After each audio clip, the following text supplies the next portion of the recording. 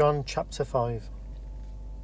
After this there was a feast of the Jews, and Jesus went up to Jerusalem. Now there is in Jerusalem by the sheep gate a pool, in Aramaic called Bethesda, which has 5 roofed colonnades. In these lay a multitude of invalids, blind, lame, and paralyzed. One man was there who had been an invalid for 38 years. When Jesus saw him lying there and knew that he had already been there a long time, he said to him, "Do you want to be healed?" The sick man answered him, "Sir, I have no one to put me into the pool when the water is stirred up, and while I am going, another steps down before me." Jesus said to him, "Get up, take up your bed, and walk." And at once the man was healed, and he took up his bed and walked. Now that day was the Sabbath. So the Jews said to the man who had been healed, "It is the Sabbath, and it is not lawful for you to take up your bed." But he answered them, "The man who healed me, that man said to me, 'Take up your bed and walk.'"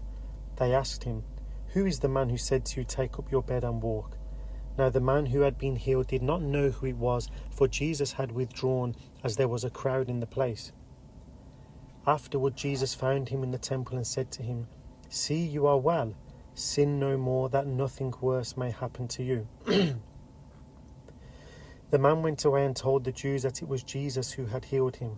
And this was why the Jews were persecuting Jesus, because he was doing these things on the Sabbath. But Jesus answered them, "My Father is working until now, and I am working." This was why the Jews were seeking all the more to kill him, because not only was he breaking the Sabbath, but he was even calling God his own Father, making himself equal with God. So Jesus said to them, "Truly, truly, I say to you, the Son can do nothing of his own accord, but only what he sees the Father doing. For whatever the Father does, that the Son does likewise. For the Father loves the Son and shows him all that he himself is doing.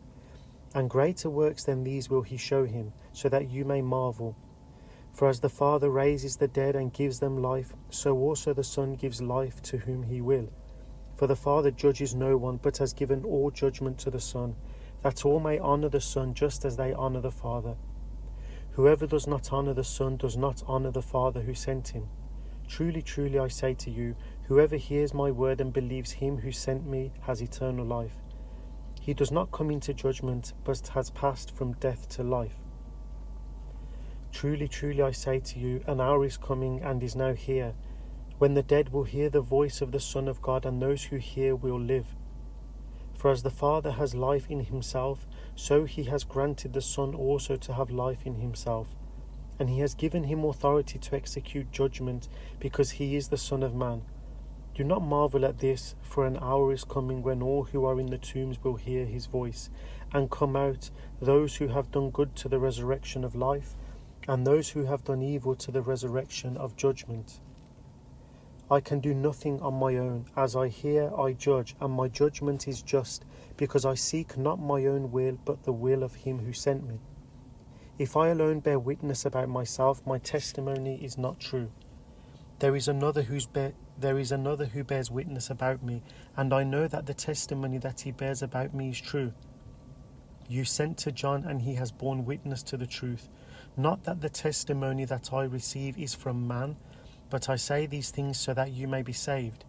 He was a burning and shining lamp, and you were willing to rejoice for a while in his light. But the testimony that I have is greater than that of John, for the works that the Father has given me to accomplish, the very works that I am doing, bear witness about me, that the Father has sent me. And the Father who sent me has himself borne witness about me. His voice you have never heard, his form you have never seen. And you do not have his word abiding in you, for you do not believe the one whom he has sent. You search the Scriptures because you think that in them you have eternal life, and it is they that bear witness about me, yet you refuse to come to me that you may have life. I do not receive glory from people, but I know that you do not have the love of God within you.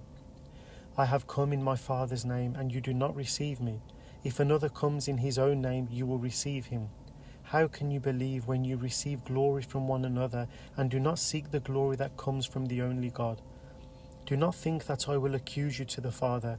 There is one who accuses you, Moses, on whom you have set your hope. For if you believed Moses, you would believe me, for he wrote of me. But if you do not believe his writings, how will you believe my words?